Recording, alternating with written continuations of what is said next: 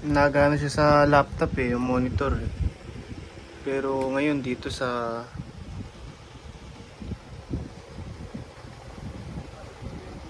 hindi eh. Biglang din dahil kaya to sa ano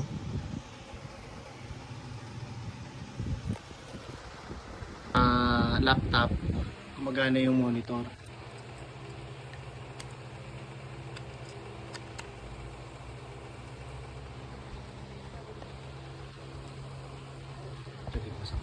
Laptop gumagana yung monitor dito sa ano hindi na, baka mamaya dahil to sa ano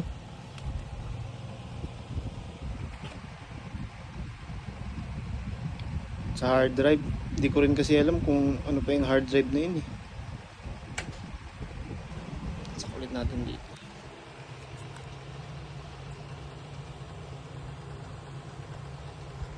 Persa.